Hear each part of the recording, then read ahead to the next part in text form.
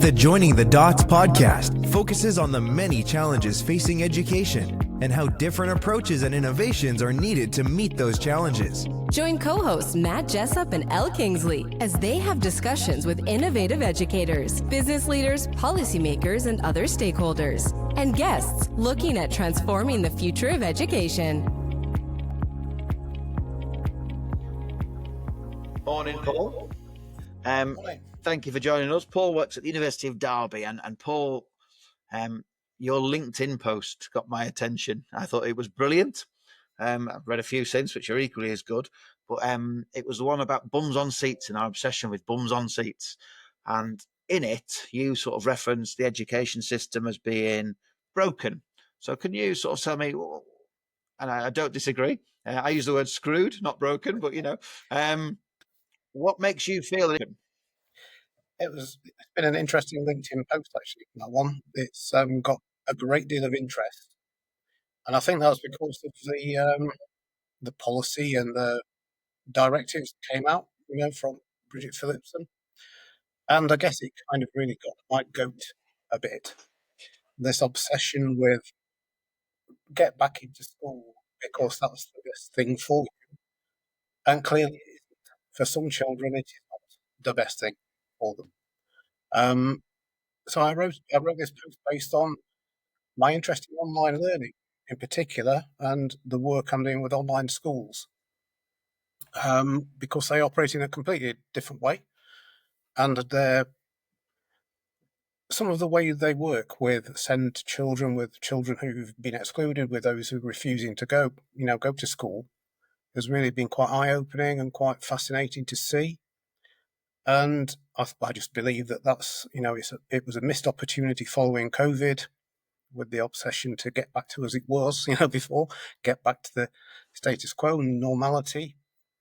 And people are making that choice now in increasing numbers. Parents are taking their children out of school, electing educating them, or putting them into different online learning situations or schools, whether that's formal or informal. So, Paul, is the conversation about what children are exposed to in terms of the curriculum and whether it's relevant to them, or is it about the space and their anxiety and their ability to engage in that learning space? So I chair a multi-academy trust of mainstream primary and secondary schools, but also I've chaired an alternative provision and lead our SEND board across our region. And I'm absolutely with you. There are certainly a challenge now. In fact, Matt and I have had a couple of interviews and conversations today already with other guests where that sense of one size fits all, a space that's right for all learners, just doesn't add up. And Matt and many others have talked about the need to think about hybrid learning, that context of actually there's value depending on the child and the topic, between that sense of where that learning occurs. So where's your work sort of dictating? Is it a case of that online school is the best place for all children with SEND, or for all children that are disconnected with learning? Is it a temporary pathway? Is there somewhere in the middle that's the right mix for a learner's journey? I think it depends on the individual learner. For some, completely online is ideal for them, and that really suits them. For others, it's a case of getting back into learning, getting that self-confidence back, that they can learn, and they get that belief in themselves, which has been kind of removed, and they can be then transitioned back into mainstream school. And some of the online schools do that, and they do that very well. But for some children, I don't think they can see themselves in that institution anymore. So when I work with a local authority, Paul, the conversation around the big pressures on our SEND system, whether it's access to EHAs, EHCPs, the pressure on the system, the conversation will always end up with the best place for a child is in a mainstream setting with the right support. And I often think, well, that's right. But again, I don't think the one size fits all equates to that. Matt scrunched his face up because I know he doesn't necessarily agree with me.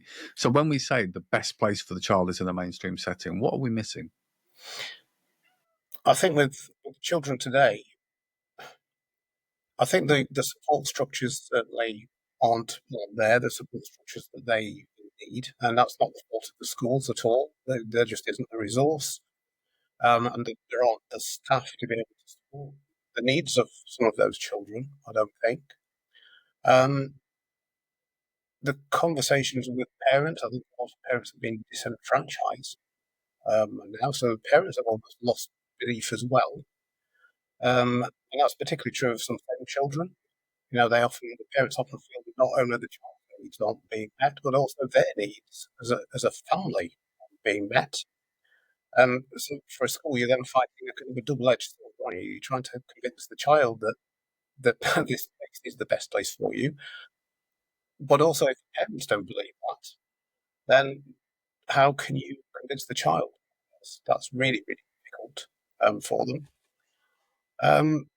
So currently, I think it's a combination of issues. It's meeting the needs of the individual child, whether that's SEND issues like school refusal, anxiety, whatever.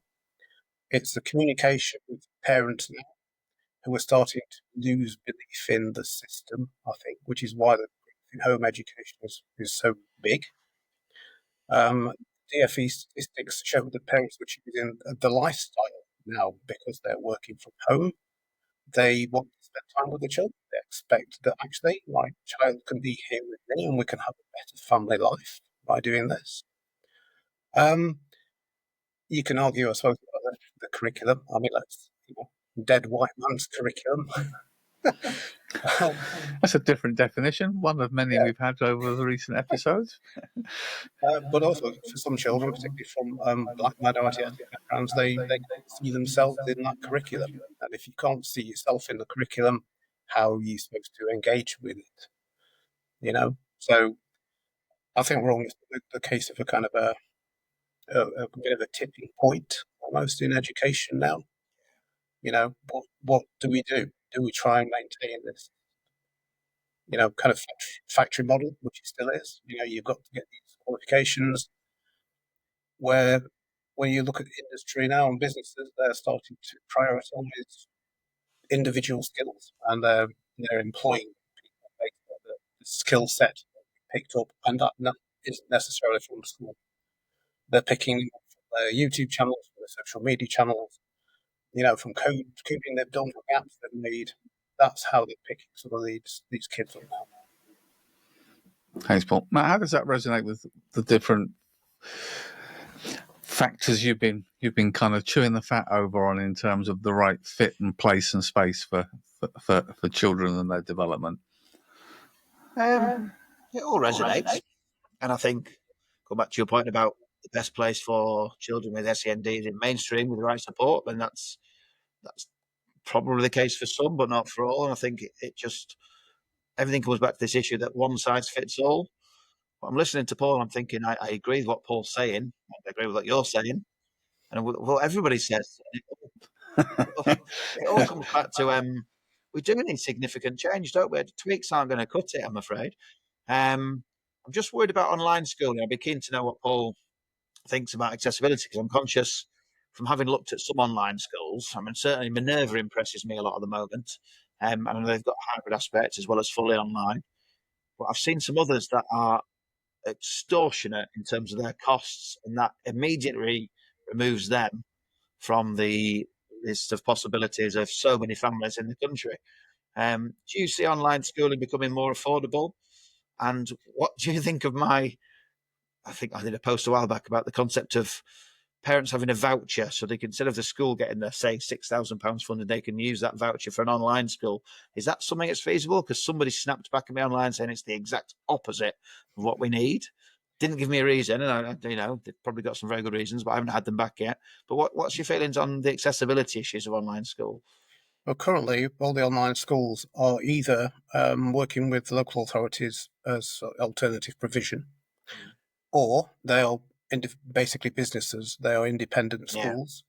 Quite a few of them now are DFE registered through the online school accreditation scheme, so they've got a DFE number and are fully recognised, which is great. But yeah, you have to pay a fee, and that is not accessible to some parents. And maybe it should be. So in terms of the voucher, I think personally that's a fabulous idea.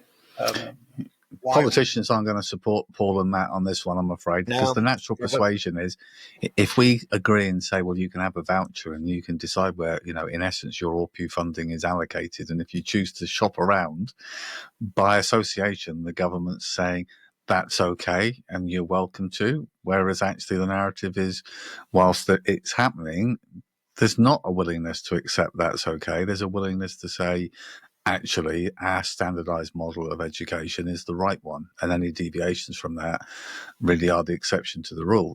And your examples, Paul, tie in with that's the challenge when we see our alternative provisions where we have children that were historically supposed to go into alternative provision for a few months to get the right interventions and support to equip them and set them up to return to mainstream. Many young learners found that was their permanent home until they'd finished and left with one GCSE at the end of it and didn't get an opportunity to flourish. Something Matt and I actually were talking about not that long ago today.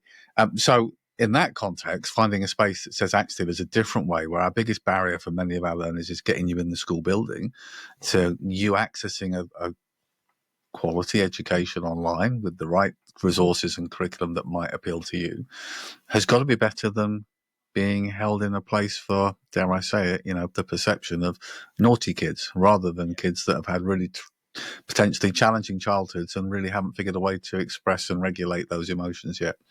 Yeah, absolutely. We come across more and more of them. It's interesting, even in the university, in our relatively small department of initial teacher education, I know of at least 3 parents of school-aged children who are having real trouble getting them to school, and whether that's for send issues or their child is just saying, no, I am not attending that school anymore. That is it. I'm just not going.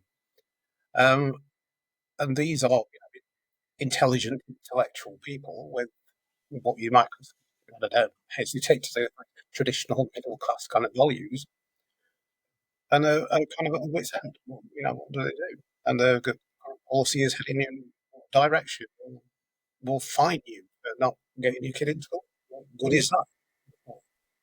Not benefiting anybody. It's just a crazy idea to be, punitive and kind of issue threats. It's, I certainly don't think our socioeconomic status in any way prevents us from the challenges we're seeing across the education system with children disengaged with learning, or anxiety and SMH associated with the learning journey. There's a whole heap of conversation we could probably go down a rabbit hole on why does that seem to be so significantly escalated now than it was 5-10 years ago. Is it society? Is it the ability for young people to see the visual stories of others in real time playing out on their smartphones and tablets, whereas before it wasn't? Or is it just actually the world's moving on, pressures are moving on, and children are finding it harder and harder to recognise the relevance of what they're being asked to do?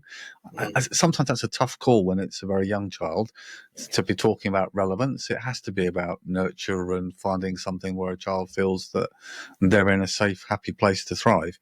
But surely, of all the conversations we've been having throughout our journey on Joining the Dots, Matt, the common theme for everybody is that we need to change, and we need to recognise that we can't have one solution for all learners. Yeah.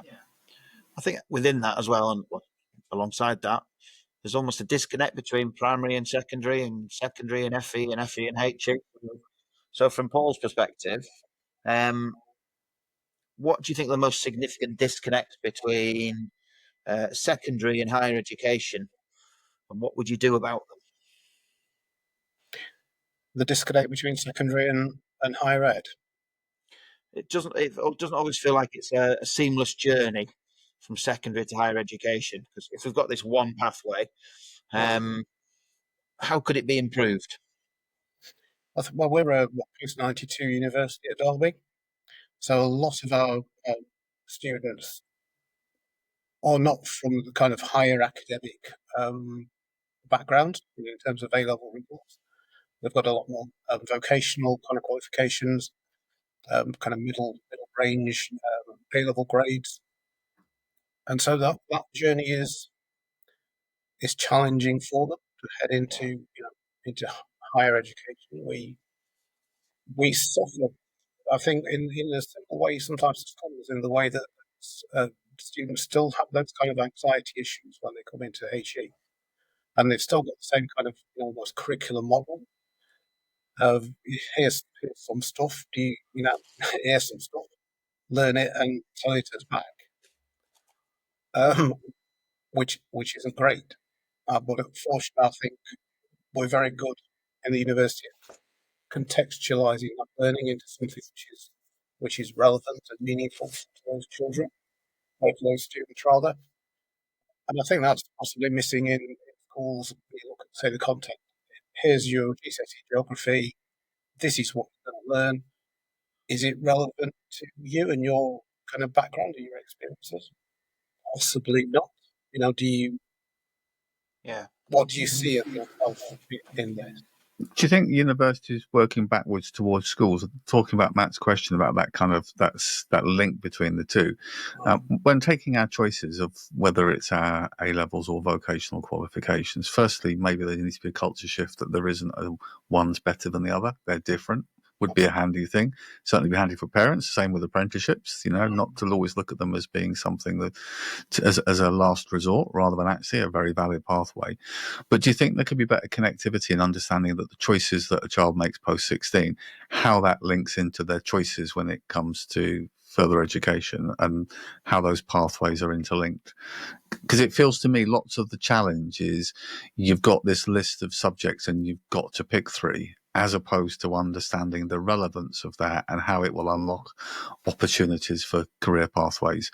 You're sort of almost finding that segue. Now, I mean, I'd argue in an ideal world, we'd change the actual qualification. So instead of you having to remember stuff for 2 years and getting tested over 4 hours, you could actually be judged based on the progress and what you do and how you do that, project based, but also how that might link into my next steps at further education. I mean, it sounds like you're doing some of that by the fact that you've got that broader focus on vocational qualifications, the tangible things that means there is a pathway for a broader subset of the cohort leaving school. Yeah, absolutely. A lot of the courses at Derby have a vocational background. That's inevitably from the history of the university itself when it was a polytechnic, and we're going through its university status in being kind of 92. So we're probably not somewhere where you come to do a degree in philosophy, for instance, compared to, say, Red Brick University. But there is a funding process through school. You're quite clever, so you do 3 or 4 A levels, and those A levels then open up a particular subset of choices, probably academic choices, at certain universities that you can then follow that through. Whereas if you're, I don't know, you're in school, maybe even a FE college where you've done a national diploma in health and social care, whatever, and then you may well follow that on then in a university like Derby or some of the others, where you start to take those elements of care and choose a degree which is based around kind of progression from that, health and social care vocational course. So yeah, the whole system does kind of funnel people through, doesn't it? But that's the neoliberal model, isn't it? I guess we end up distilling it down to getting some UCAS points to calculate how valuable or how worthwhile what you're doing is. Yeah, absolutely. No, that's the point, isn't it? That society is stratified by this kind of economic worth that you are perceived to have, as a student or whatever. You have qualifications. Those qualifications, in theory, translate to a marketable value. If But I think that's almost coming to an end. I don't see now, in the age of artificial intelligence, whether that kind of qualification is now relevant anymore compared to the skills that you may well have and could show to an employer, and show the worth you have in that sense, rather than I've got this qualification. Look at me. You've touched upon this, Paul, but if you became education secretary, and you were allowed to make the radical reform that politicians won't. In terms of the traditional metrics like UCAS points, what other ways would you design or envisage that could be used to measure success and support the pathways? Oh, that's a very philosophical question. Thank you. What do you believe education is for? Is it actually for qualifications and for economic worth, or is it actually about what can you do as an individual? What can you show? And I think, and certainly we're starting to have to move towards assessments now, which are process based. We know that basically AI can write essays in university, so what's the point? There is no point in staying writing a 1,000-word essay. Then that's just started to be pointless now. So show us what you can do. What have you produced? What have you actually made? Okay, you've used AI, we don't care. We're at the point now where some of us in higher ed, we don't care if you use AI. That's pointless. Just use it and show us what you've done. Show us how you've used it. What have you actually created and made? What's its worth? And critique that journey. And that's where we're kind of heading now. That's what I do with the education system. I would shift it more towards that whole process-based model, not a product-based model. Well, that's another perspective. And Paul, thank you. What we're trying to do here is introduce future education ministers who will be coming in and changing strategic. So we look forward to your application in due course as well. But obviously, on a serious note, I think we all sign up to the fact there needs to be change. I think the challenge is always how we define that. And what Matt and I are trying to do is just capture those different perspectives and find the common ground. And when there's common ground, there's consensus. And hopefully when there's consensus, there's a chance for that voice to be amplified and us to think bigger on it. So really appreciate you sharing a different perspective with us this morning. And if you're listening to this, it might be this afternoon or this evening, but thank you for sharing. And as always, we will end with our little tuney outro of today's episode. But thank you, Paul.